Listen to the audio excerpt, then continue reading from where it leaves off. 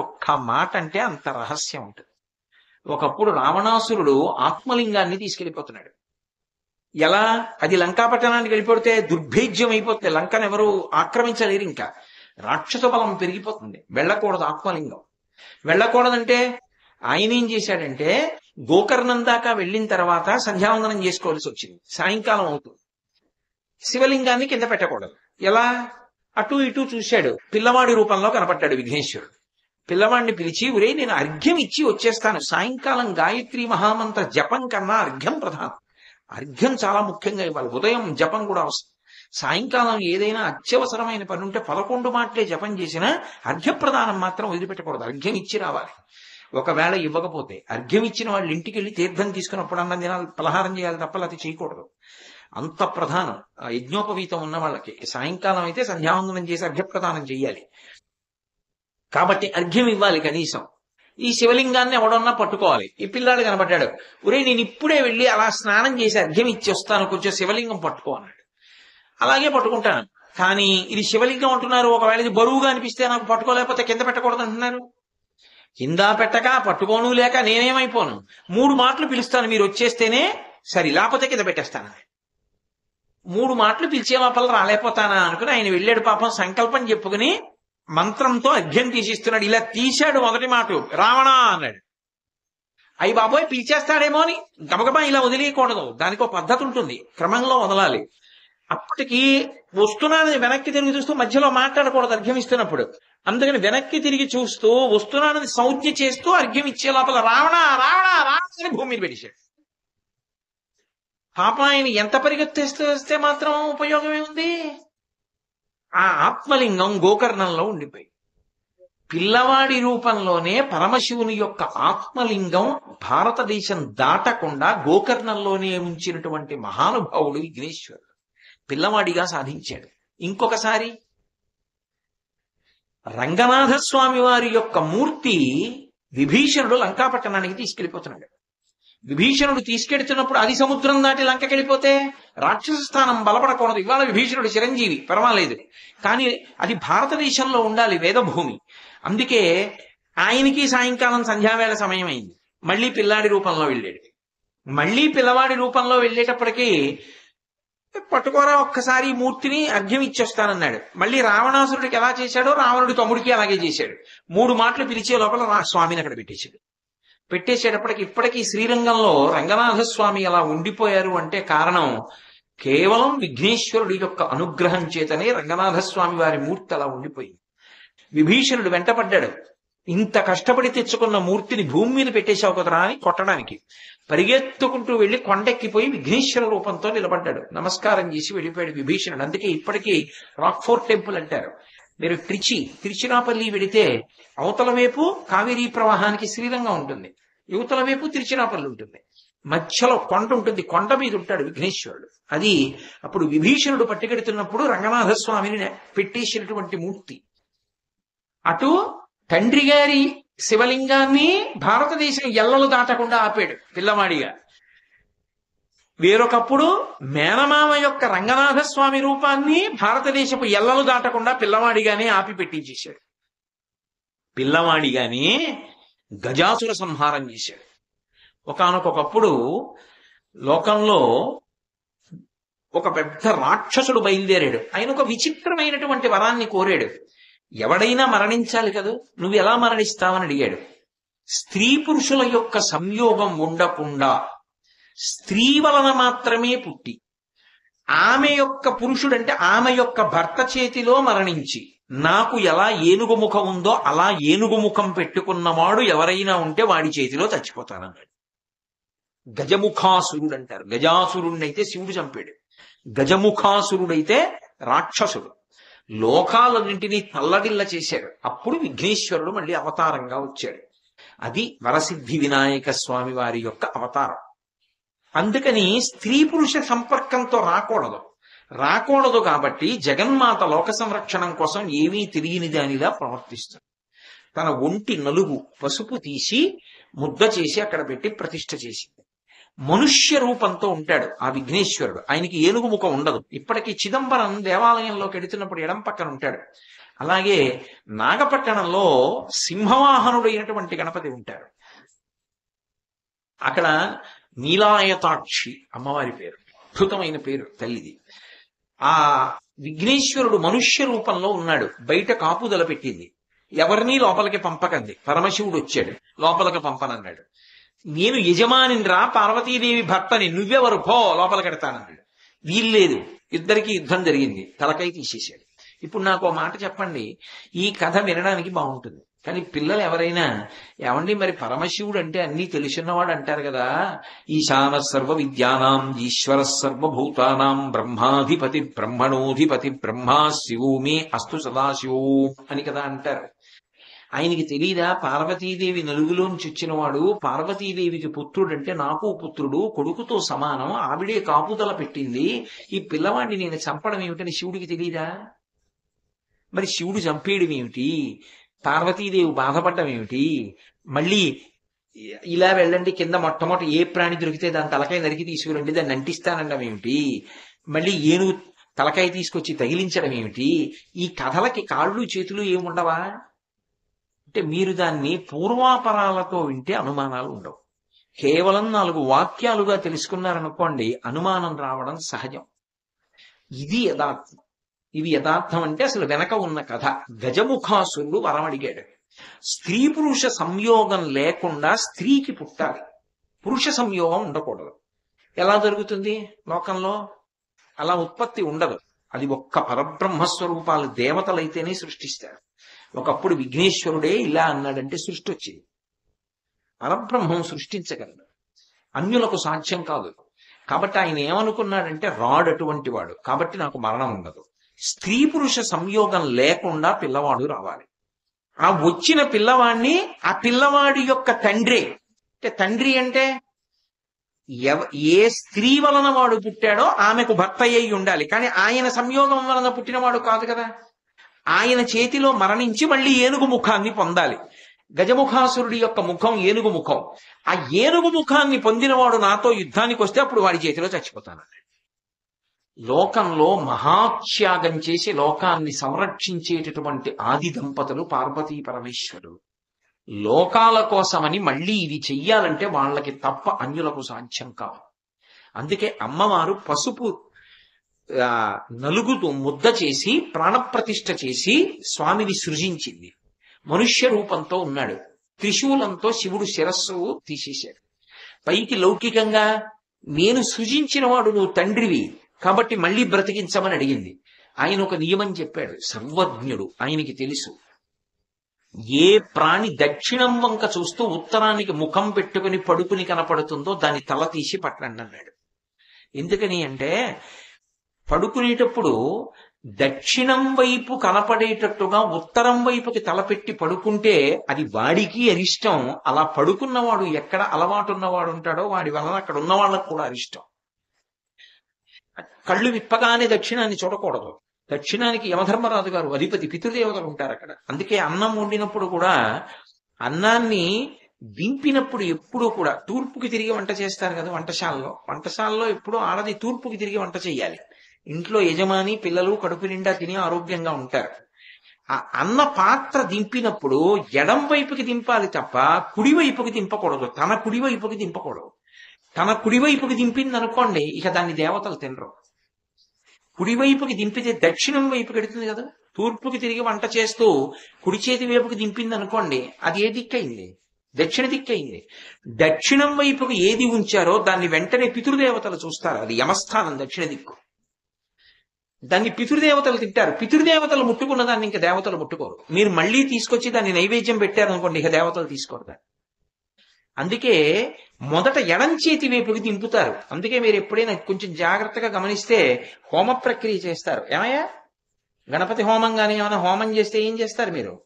ముందు ఆ చెరువు హవిస్సు ఇచ్చేటటువంటి పాత్ర ఉంటుంది, వండిన పదార్థాన్ని హవిస్సు అని వేస్తారు. అన్నం మెత్తగా ఉండి ముద్ద వేస్తారు. వేసేటప్పుడు ఆ పాత్రను ఏం చేస్తారంటే మొట్టమొదట దర్భ వేసి పెట్టి ఎడం వైపుకి జరుపుతారు. దాన్ని ఎడం వైపుకి జరుపుతారు. ఎందుకు జరుపుతారంటే ఓసారి ఇది దేవతలు తినడం కోసం వండాము అని. దాని శేషం తింటారు, అది దీక్ష అంటారు. యజ్ఞమునకు దీక్ష. దాని శేషం తింటారు, మిగిలిపోయింది. ఇప్పుడు దీక్షితుడు అని పిలుస్తారు. కాబట్టి ఎప్పుడూ కూడా దక్షిణ దిక్కుని చూస్తూ ఉత్తరానికి తలపెట్టి పడుకోకూడదు. అలా పడుకున్న ప్రాణి ఏదైనా ఉంటే అరిష్టంతో ఉంది కాబట్టి దాన్ని తల తెంచి తీసుకురండి అన్నాడు. అనవసరంగా శిక్ష వేయకూడదు. ఏదో మొదట కనపడిందని తలకాయ తీసేయండి అంటే ఎందుకు తీసేయాలి? కానీ అపరాధం లేకుండా తీయకూడదుగా. పరమశివుడు ఏదైనా చెప్పాడంటే దానికి ఒక సిద్ధాంతం ఉంటుంది. ఆయన చెప్పింది అది. వాళ్ళు వెతుకుతూ వెళ్ళారు శివకింకరులు. దక్షిణ దిక్కుని చూస్తూ ఉత్తరానికి తలపెట్టి పడుకునింది ఒక ఏనుగు.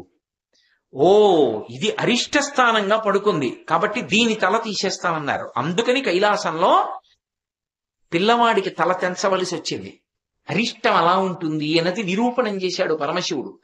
అందుకని ఏనుగు తల కోసి తెచ్చాడు. అప్పుడు ఆ ఏనుగు తల పిల్లవాడికి పెట్టాడు. ఇప్పుడు ఆయన గజాననుడయ్యాడు, ఏనుగు ముఖం ఉన్నవాడయ్యాడు. పుట్టి పుట్టగానే అప్పుడే పుట్టినట్టు కదా మరి. ఇలా పుట్టి పుట్టగానే ఏనుగు ముఖంతో పుట్టగానే యుద్ధానికి వెళ్ళాడు. ఎవరి కోసం? మనందరి కోసం. అలా ఏనుగు ముఖం ఉన్నవాడి చేతిలో చచ్చిపోతానని కదా గజముఖాసురుడు కోరుకున్నాడు. ఏనుగు ముఖం ఉన్న విఘ్నేశ్వరుడు యుద్ధానికి వెళ్ళాడు. ఇంకెక్కడ నిలబడతాడు? మరణించాడు. ఇప్పుడు ఎందుకు వచ్చింది అవతారం? అసలు పుడుతూనే పసిపిల్లవాడిగా పుట్టి పుట్టగానే అవతారం రాగానే ఆయన లోకానికి చేసిన మహోత్కృష్టమైన ఉపకారం ఏమిటి? గజముఖాసుర సంహారం చేశాడు. పిల్లవాడిగా ఉండి ఇంత ఉపకారం చేశాడా లేదా? మీరు ఎప్పుడు చూడండి పిల్లవాడిగా ఉండే ఉపకారం చేస్తాడు. అందుకే ఎన్ని తప్పులు చేయండి ఒక్కసారి క్షంతవ్యోమే పరాధ అని కూడా అనక్కర్లేదు. ఇలా 3 మాటలన్నా, లెంపలేసుకున్నా, నమస్కారం చేసినా, ఊంగినా అంతే ప్రసన్నుడైపోతాడు. మీరు చూడండి పిల్లలు ఎప్పుడు చేత్తో ఏం పట్టుకుంటారు? పెద్దవాళ్ళు అనుకోండి ఏదో మెళ్ళ బంగారం గొలుసేసుకుంటారు, రుద్రాక్షలు వేసుకుంటారు, ఉంగరాలు పెట్టుకుంటారు. మీరు పిల్లలకి ఏంటి, వాళ్ళకి ఏమిటో తెలియదు, తీసేసి అటు ఇటు ఆడే అవసరాలిస్తారు. వాళ్ళు ఎప్పుడూ చేత్తో పట్టుకునేది ఏమిటి? వాళ్ళకి అమ్మని అడిగి అడిగి అడిగి అడిగి వాళ్ళు పుచ్చుకునేది. వాళ్ళకి అన్నం కూడా చేత కాకపోయినా అడుగుతారు, అమ్మ చాకీ, అమ్మ చాకీ అంటారు. చాకీ అంటే చాక్లెట్. అది ఏదో ఇంట్లో వండారనుకోండి, ఓ కుడుమో, ఓ ఉండ్రాయో, ఓ బూరో, ఓ గారో చేత్తో పట్టుకుని ఎప్పుడు తింటూ తిరుగుతూ ఉంటారు. ఒరే దృష్టిరా, ఎవరో వస్తున్నారు, చేత్తో పట్టుకోకు, కాసేపు తీసేస్తానని అమ్మ తీసేసింది అనుకోండి, వాడు మొయ్యోమని ఏడుస్తాడు ఇమ్మని. ఎప్పుడు ఏదో పట్టుకు తింటూ కనపడతాడు. మీకు దేవతా స్వరూపాలన్నింటిలోనూ ఎప్పుడు తినడానికి ఏదో చేత్తో పట్టుకుని చేతి నిండా కుడుమొట్టు కనపడేవాడు ఎవరు? అంటే దాని అర్థం ఏమిటి? పిల్లవాడి తత్వంతో ఉంటాడు. అంటే పిల్లవాడి తత్వంతో ఉంటాడు అంటే ఆయన అజ్ఞానంలో ఉంటాడు కాదు, మనని పిల్లవాడిలా చేసిన దోషాలు మరిచిపోయి వెంటనే నవ్వి అనుగ్రహించేస్తాడు. ఇది సదాబాల రూపాపి. ఒక్క మాట శంకరాచార్యుల వారంటే దాని వెనక ఎంత ఉంటుంది? ఎంత తత్వాన్ని కడుపులో పెట్టుకుని శంకరులు శ్లోకం చేస్తూ ఒక్క మాట అంటున్నారు. కాబట్టి ఎప్పుడూ పిల్లవాడిగా ఉంటాడు. పిల్లవాడి తత్వంతో ఉండి లోకాలన్నిటినీ అనుగ్రహిస్తూ ఉంటాడు. కనీసం ఒక్క పాదమైనా పూర్తి చేశానన్న తృప్తి ఉండద్దు నాకు? ఓ శ్లోకం మాట దేవుడు ఎరుగు, ఓ శ్లోకంలో ఓ పాదమైనా పూర్తి చేశాను అని సంతోషంతోనైనా వెళ్ళద్దు ఇంటికి. కాబట్టి సదాబాల రూపా అపి అయి ఉండి కూడా పిల్లవాడు ఇంట్లో ఆడుకోవడానికి సంతోషానికి పనికొస్తాడేమో కానీ, ఒరే నాన్న ఈ 1000 రూపాయలు పట్టుకెళ్ళి రామకృష్ణారావు అంకుల్కి ఇచ్చొచ్చేయరా అని పంపిస్తారా? పక్క సందులోనే మిత్రుడున్నా పంపించరుగా. వాడు ఏ పని చేయడానికి పనికిరాడు. వాడు ఒకవేళ చేస్తాడని మీరు నమ్మి ఇచ్చినా వాడు దాంతో మంచి పనే చేస్తాడని నమ్మలేం. ఓ గరిటిచ్చి నాన్నగారికి ఇచ్చేరా కొంచెం అన్నారనుకోండి, వాడు కొంచెం నాన్నగారికి ఇచ్చేరా అంటే అలవాటు పడ్డాడు. ఈ గరిటెట్టుకెళ్ళి నాన్నగారికి ఇస్తాడు.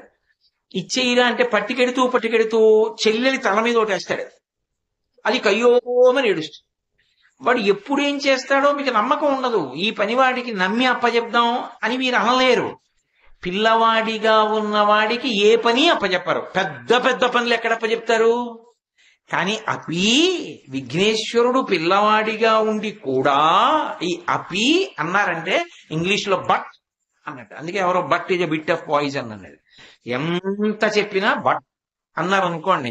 Koteswararao is a very good man, is a very hard worker, is very sincere, is very honest. But అన్నారు అనుకోండి, ఆయన చాలా కష్టపడతాడు, చాలా మంచివాడు, చాలా జాగ్రత్తగా పనిచేస్తాడు, పాపం ఎన్నో ఉపన్యాసాలు చెప్పాడు. కానీ అండి అంటే ఏమిటి దాని అర్థం? ఏదో తోక పెడతాడని కదా. అపి అయి ఉండి కూడా శంకరులు సంస్కృతంలో 2 అక్షరాలు ఇస్తుంటారు. ఇంత పిల్లవాడిలా ఉండి కూడా పిల్లవాడు చేసే పనులు మాత్రం కాదు, చాలా గొప్ప పని చేస్తాడు. ఏమిటా పని? విఘ్నాద్రిహంత్రి. అంటే అద్రి అంటే కొండ, పెద్ద పెద్ద పర్వతాలంతంత విఘ్నాలు వస్తాయి. విఘ్నము అన్న మాటకి అర్థం ఏంటంటే కార్యహంత్రి అని. అందుకే విఘ్నాద్రిహంత్రి పక్కన అదే మాట వేస్తారు శంకర భగవత్పాదుడు. కార్యహంత్రి అంటే ఇంకా పని జరగదు. ఏ ప్రతిబంధకం, ఏ ఎదురు, ఏ అడ్డొస్తే ఇక పని జరగదో దాన్ని విఘ్నము అని పిలుస్తారు. ఏదో ఇంకొక పావు గంటలో రైలు అందుకోవాలి, వెళ్ళిపోతున్నాడు. ఆ ఓవర్ బ్రిడ్జి దిగితే తప్ప వెళ్లే అవకాశం లేదు. ఖచ్చితంగా ఓవర్ బ్రిడ్జి దిగేటప్పుడు అడ్డంగా ఓ బస్సు తిరిగిపోయి ఆగిపోయింది. ఇక ఎట్టి పరిస్థితుల్లోనూ దాటి వెళ్ళడానికి అవకాశం లేదు, నడిచి కూడా వెళ్ళలేడు, ఎక్కడానికి కూడా లేదు. ఏం చేస్తాడు? రైలు వెళ్ళిపోయిందా? ఆ ఓవర్ బ్రిడ్జ్ కింద నుంచే వెళ్ళిపోతుంది రైలు. వీడు చూస్తుండగా, వీడు ఆ పైనుంచి చూస్తుంటాడు వెళ్ళిపోతోంది రైలు, కానీ ఏమీ చేయలేడు. ఏది అడ్డొస్తే ఇక కార్యము నడవదో దాన్ని విఘ్నము అని పిలుస్తారు. అది ఎలా వస్తుందంటే పర్వతం అడ్డొచ్చినట్టు వస్తుంది. ఏదో చిన్న ఎత్తు వచ్చిందనుకోండి, మెలిగే డేకో పాకో పరిగెత్తో నడిచో దాటుతాడు. పర్వతమే అడ్డొస్తే ఇంకేం దాటుతాడు? ఇంకా దాటలేడు. అలా విఘ్నము అంటే కార్యమును పాడు చెయ్యడానికి అలా వస్తాయి అడ్లు. ఎందుకు వస్తాయి అంటే 2 కారణముల చేత వస్తాయి. బాగా గుర్తుపెట్టుకోవాలి. గత జన్మలలో చేసుకున్నటువంటి పాపమే ప్రతిబంధకంగా వస్తుంది. అందుకే శాస్త్రంలో కొంచెం ఒక గహనమైనటువంటి మాట ఒకటి ఉంటుంది. దేవాలయానికి ఫలానా సమయంలో వెడతాడు అని తెలిస్తే అలా వెళ్లే అలవాటు ఉన్నవాడి ఇంటికి ఆయన ఖచ్చితంగా పూజ చేసుకుంటారు, సంధ్యావందనం చేసుకుంటారు, ఈ సమయంలో చదువుకుంటారు, లేకపోతే ఈ సమయంలో ప్రవచనానికి వెడుతుంటారు. ఇలాంటి అలవాట్లు ఉన్న వాళ్ళ ఇంటికి అలాంటి సమయాలలో వెళ్ళవద్దు. ఎందుకో తెలుసా? అలా వెడితే అది ఆయన గత జన్మ పాప రూపంగా వెళ్ళినట్టు, ప్రతిబంధకంగా వెళ్ళినట్టు. ఆయన ఎక్కడికో వెళ్ళాలి, నువ్వు అడ్డెళ్ళావు. ఇప్పుడు ఆయన ఏం చేయాలి? నీతో మాట్లాడాలి. ఆయన పని పోయిందా లేదా? ఆయన గుళ్ళోకి వెళ్ళాలి, నువ్వు ఎదురొచ్చావు. ఏమిటండి ఇలా వచ్చారన్నావు? మీతో ముఖ్యమైన విషయం మాట్లాడాలని వచ్చానండి. మీరు ఉండండి నేను ఎడతాను అనలేడు. అయితే రెండని వెనక్కి వెళ్ళాలి. గుళ్ళోకి వెళ్లకుండా వెనక్కి వెళ్ళిపోవడానికి నువ్వు కారణం అయ్యావా? అంటే గత జన్మ పాపం నీ రూపంలో ప్రతిబంధకంగా వచ్చింది, వెనక్కి పంపించి. ఆ తర్వాత ఇంకా వెళ్ళాడో మానేడు. పోయిందా దేవతా దర్శనం ఆ రోజున? గత జన్మలలో చేసుకున్న పాపం పుణ్యానికి అడ్డొచ్చి నిలబడుతుంది. ఇది పాపము ప్రతిబంధకంగా వస్తుంది, విఘ్నము. ఇప్పుడు కార్యం జరగనివ్వదు. 2 కలియుగంలో ఏమిటంటే ఏ మంచి పని చేద్దాం అనుకోండి, శ్రేయాంసి బహు విఘ్నాని. ఏ మంచి పని చేద్దామన్నా ముందు ఆనుకూల్యత రాదు, ప్రతికూలత వస్తుంది, ముందు అడ్లొస్తాయి. ధీరుడైనటువంటి వాడు, ధైర్యవంతుడైనటువంటి వాడు వచ్చినటువంటి అడ్డు తొలగించుకుంటాడు విఘ్నేశ్వరుణ్ణి ప్రార్థన చేసి. అందుకే ఆయన ప్రార్థన చెయ్యకుండా ఏది మొదలుపెట్టాడు. ఆయన అనుగ్రహం ఉందనుకోండి, పర్వతం లాంటి విఘ్నం ఉండనివ్వండి, తీసేస్తారు. అందుకే మీరు ఏ పూజ చెయ్యండి, శ్రావణ మాసం వరలక్ష్మి వ్రతం చెయ్యండి, లేకపోతే శ్రీరామనవమి నాడు చెయ్యండి, కృష్ణాష్టమి నాడు చెయ్యండి, ఏది చెయ్యండి, నీళ్లు ముట్టుకుని నేను ఈ పూజ చేస్తాను అని అనగానే ఏకవారాభిషేకం కరిష్యే అని నీళ్లు ముట్టుకుంటే ఉత్తర క్షణంలో తదంగత్వేన విఘ్నేశ్వర పూజామహం కరిష్యే, నేను విఘ్నేశ్వరుడి పూజ చేస్తున్నాను అని మొట్టమొదట పసుపు వినాయకుడిని పెట్టి వినాయకుడు పూజ చేసి, స్వామి మా పూజా మందిరంలో ఉన్న విఘ్నేశ్వరుడిలోకి నీ తేజస్సు వెళ్ళాలి, వెళ్ళి అక్కడ ఉండు అని చెప్పి మళ్ళీ మాకు అవసరమైనప్పుడు వచ్చి కాపాడుతుండు అని యజ్ఞేన యజ్ఞమైజంత దేవాహత్తాని ధర్మాణి ప్రథమాన్యాసంతే హనాకం మహిమానః సచంతే యత్ర పూర్వే సాత్యాః సంతి దేవాః అన్న మంత్రంతో ఒకసారి కలుపుతారు. కదిపితే ఆయన తేజస్సు అందులోకి వెళ్ళిపోతుంది. ఇంట్లో పూజా మందిరంలో ఉన్న విఘ్నేశ్వరుల్లోకి ప్రవేశిస్తుంది. ఈయనకి పూజ చేసిన అక్షతలు గరిక తల మీద వేసుకుని అప్పుడు వ్రతం మొదలు పెడతారు. అప్పుడు నిర్విఘ్నంగా జరుగుతుంది. లేకపోతే ఏమైనా ప్రతిబంధకం రావచ్చు. ఎంతంత పెద్ద పెద్ద విఘ్నాలవనివ్వండి ఆయన తీసేస్తాడు. అది ఎంత పెద్ద విఘ్నం కానివ్వండి, ఆయనని తలుచుకుంటే మాత్రం ఇంకా విఘ్నం నిలబడదు. ఆ విఘ్నాన్ని తీస్తాడు. అందుకే ఒక్కొక్క దేవాలయంలో 2 విఘ్నేశ్వరులు ఉంటారు, 2 వినాయక మూర్తులు ఉంటాయి. ఒక శివాలయంలో ఒక శివలింగమే ఉంటుంది, ఒక్కొక్క శివాలయంలో 1 కన్నా ఎక్కువ శివలింగాలు ఉంటాయి. అప్పుడు ప్రదక్షిణంలో పానవట్టం దాటచ్చు. సరే, ఇప్పుడు శైవాగమానికి సంబంధించిన విషయం ఎందుకు గాని, వినాయకుడు సాధారణంగా ఒక్కడే ఉంటాడు, ఉండాలి కూడా. కొన్ని చోట్ల ప్రత్యేక సందర్భాలలో ఇలా ఎందుకు పెట్టారండి అని మీరు అడిగారు అనుకోండి, వాళ్ళు చెప్పలేరు.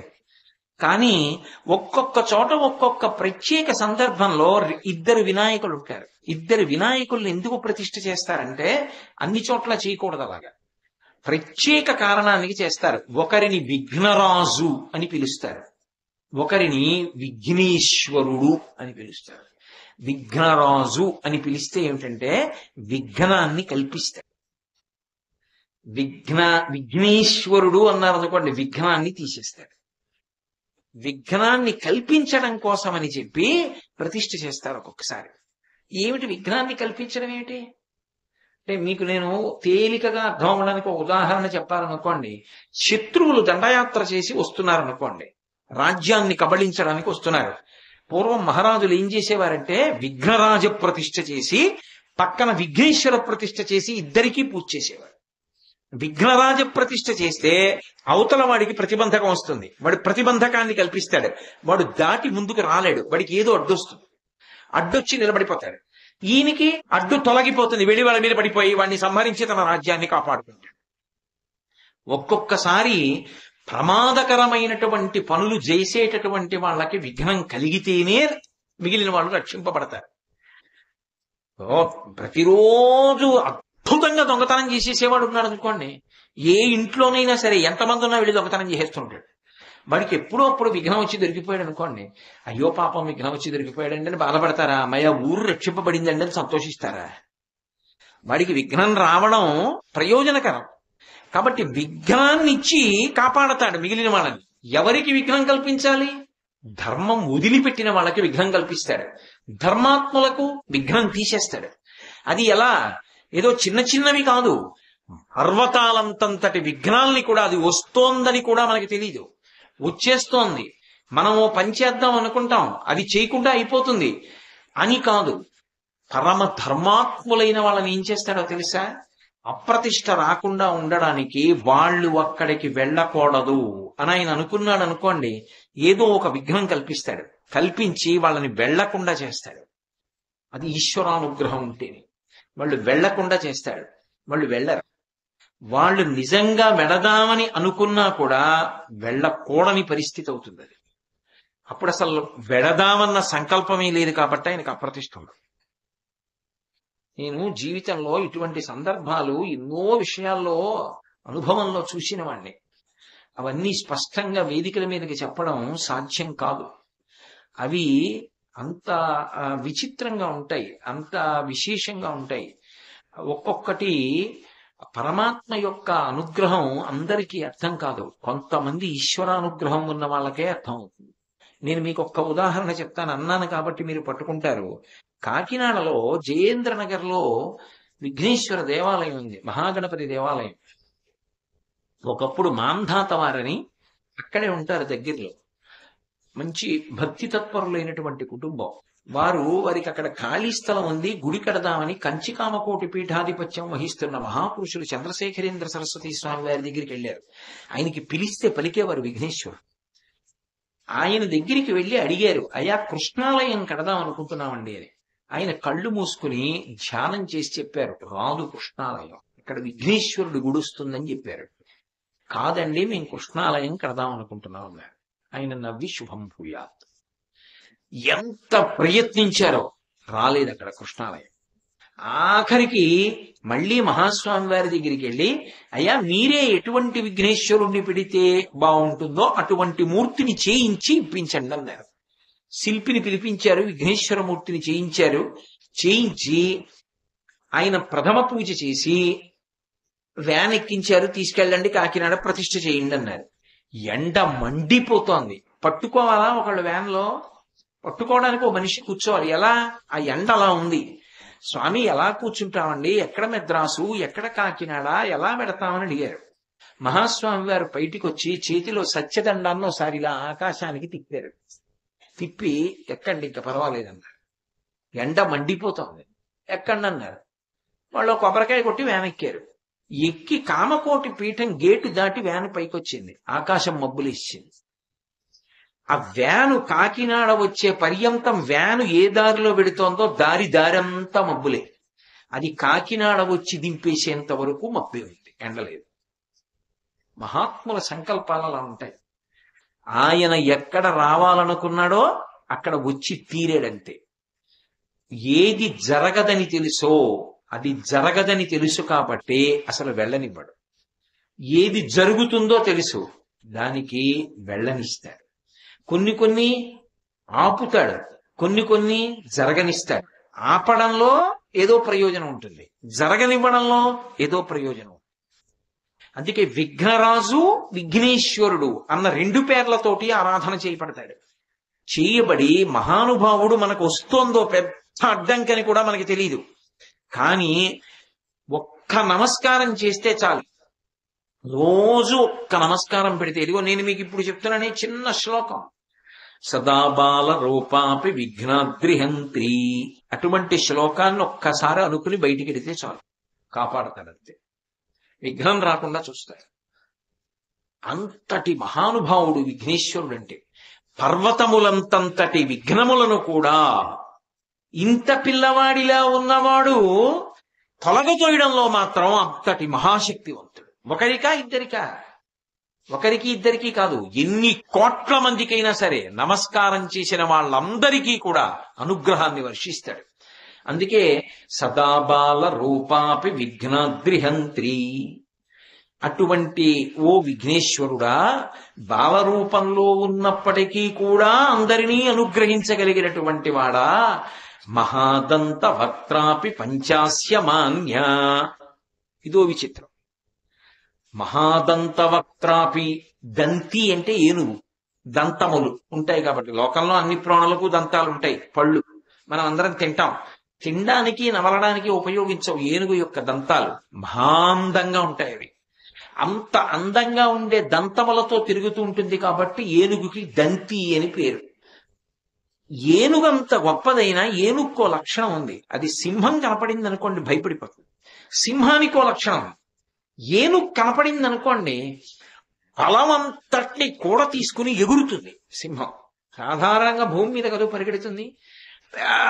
భద్రగజం వెడుతోంది అనుకోండి, గురువాయూరు ఎడితే మీకు ఇప్పటికీ కనపడతాయి. రాత్రి వేళలో గురువయ్యూరు దేవాలయం చుట్టూ ఏనుగులు తిరుగుతాయి. తిరిగినప్పుడు చూడాలి మీరు, కొండలు తిరుగుతున్నాయా అనిపిస్తుంది. అంతంత ఎత్తునుంటాయి భద్రగజాలు. ఏనుగుల్లో జాతులన్నీ తిరుగుతాయి, కృష్ణ పరమాత్మ మూర్తిని పైన పెట్టుకుని. అటువంటి ఏనుగు అంతెత్తునుంటుంది. ఏనుగుని కొట్టాలంటే కుంభస్థలం మీద కొట్టాలి. ఆ కుంభస్థలం మీదకి ఎక్కాలి. ఎక్కనిస్తుంది ఆ ఏనుగు? కాలు పెట్టి తొక్కేస్తుంది, తొండంతో తిప్పి విసిరేస్తుంది. అందుకే సింహం ఏం చేస్తుందంటే ఎగిరి కూర్చుంటుంది కుంభస్థలం మీద. శాతనకగ్రఖండితల సన్మజ కుంజర కుంభముక్త ముక్తాతత శైల అంటారు మహాభారతంలో. ఆ పైకి ఎగిరి కూర్చుని తని తొండం పెట్టి ఎత్తితే అందకుండా పంజా పెట్టి కొట్టి కుంభస్థలాన్ని బద్దలగొట్టి మాంసపు ముద్దలు తీసి చిందరవందర చేసి అందులోంచి ముత్యాలు తీస్తుంది. ఏనుగు కుంభస్థలంలో ముత్యాలు ఉంటాయి అని. ముత్యాలు దొరికే ప్రదేశాలు కొన్ని తేళ్లు ఉంటాయి, అన్ని చోట్ల ఉండవు అనుకోండి.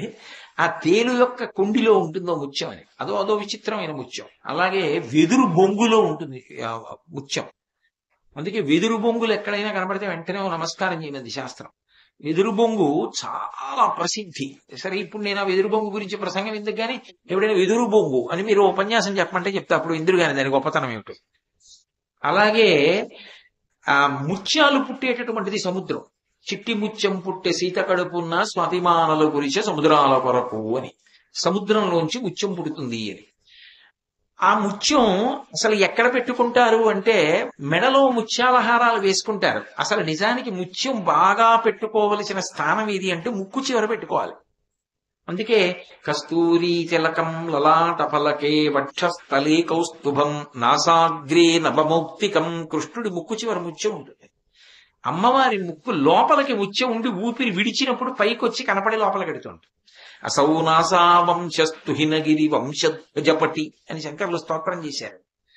ఇవన్నీ మంచి ముత్యాలు దొరికేటటువంటి స్థానాలు. ఏనుగు కుంభస్థలంలో ఉంటుంది. ఆ ముత్యాలు తీసి గజాసురుడని ఒక రాక్షసుడు ఏనుగు రూపంలో ఉంటే పరమశివుడు సంహారం చేసి ఆయన కుంభస్థలంలో ఉన్న ముత్యాలు తీసి హారం కట్టి పార్వతీదేవి మెడలో వేశాడు. మిగిలిన భర్తల్లా నేను బజార్లో ముత్యాలు పట్టుకొచ్చి నీ మెడలో వేయడమేమిటి పార్వతి, గజాసురుడి కుంభస్థలంలో ముత్యాలు దండ కట్టి నీ మెడలో వేస్తున్నానన్నాడు. కాబట్టి ఏనుక్కి సింహం అంటే భయం. ఎంత భయం అంటే సింహ స్వప్నం అంటారు. సింహం కల్లోకి వచ్చిందనుకోండి ఏనుగు చచ్చిపోతుంది. అంత భయం ఏనుగుకి. ఏనుగు కనబడితే సింహానికి అంత ప్రీతి వేట అంటాం. రెండు పుట్టుకతో ఆజన్మ వైరం అంటారే, అవి రెండింటికి ఇతరత్రా ఏం ఉండదు. కానీ పుట్టుకతో ఏనుగుని కొట్టడం అంటే సింహానికి సరదా. ఈ సింహం కనపడుతుందేమో అని ఏనుగుకి భయం. కానీ శంకర భగవత్పాదులు అంటున్నారు, మహాదంత భక్త్రాపి పంచాస్య మాన్య, ఏనుగు ముఖంతో ఉన్న సింహంతో పూజింపబడేవాడా అన్నారు. ఇదే విచిత్రం. ఏనుగు ముఖంతో ఉంటే సింహాన్ని చూసి పారిపోవాలి ఎంత వినాయకుడైనా. కానీ ఏనుగు ముఖంతో నువ్వు ఉండి సింహంతో పూజింపబడతావు, ఎంత చమత్కారం నీదంటున్నారు. ఏమిటి దాని అర్థం? రేపు